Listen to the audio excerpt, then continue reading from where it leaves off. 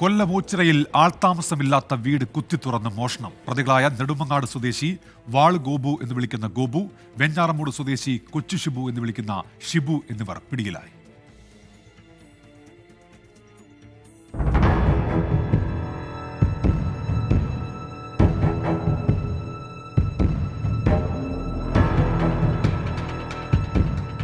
ആൾതാമസമില്ലാത്ത വീട് കുത്തിത്തുറന്ന മോഷണം നടത്തുന്ന പ്രതികളാണ് ഒടുവിൽ പിടിയിലായത്. കൊല്ലം ഓച്ചിറയിൽ നിന്ന് 2 ലക്ഷം രൂപയുടെ ഇലക്ട്രോണിക് സാധനങ്ങൾ മോഷ്ടിച്ചു കടന്ന പ്രതികൾ മറ്റൊരു മോഷണക്കേസിൽ പോലീസ് പിടിയിലാവുകയായിരുന്നു. നെയ്യാറ്റിൻകര സ്പെഷ്യൽ ജയിലിൽ റിമാൻഡിൽ കഴിഞ്ഞ പ്രതികളെ ഓച്ചിറ പോലീസ് കസ്റ്റഡിയിൽ വാങ്ങി തെളിവെടുപ്പ് നടത്തി.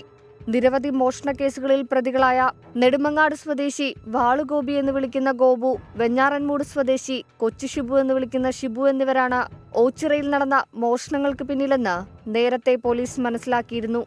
ഓച്ചിറ കല്ലൂർ മുക്കിന് സമീപമുള്ള വീട്ടിലെ വീട്ടുകാർ ചികിത്സയ്ക്കായി എറണാകുളത്തെ സ്വകാര്യ ആശുപത്രിയിൽ പോയപ്പോഴായിരുന്നു വീടിന്റെ മുൻവശത്തെ കതക് കുത്തിപ്പൊളിച്ച് മോഷണം നടത്തിയത്. വീട്ടിലുണ്ടായിരുന്ന 2 ലാപ്ടോപ്പുകളും വില കൂടിയ Bluetooth speaker system, smart phone എന്നിവയാണ് പ്രതികൾ മോഷ്ടിച്ചത്.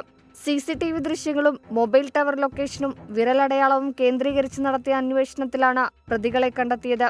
ഓച്ചിറ SHO സുജാതൻ പിള്ളയുടെ നേതൃത്വത്തിൽ SIമാരായ നിയാസ്, ഫിലിപ്പോസ്, സ്വാമിനാഥൻ എന്നിവരടങ്ങുന്ന സംഘമാണ് പ്രതികളെ കസ്റ്റഡിയിൽ വാങ്ങി തെളിവെടുപ്പ് നടത്തിയത്. 24 കൊല്ലം.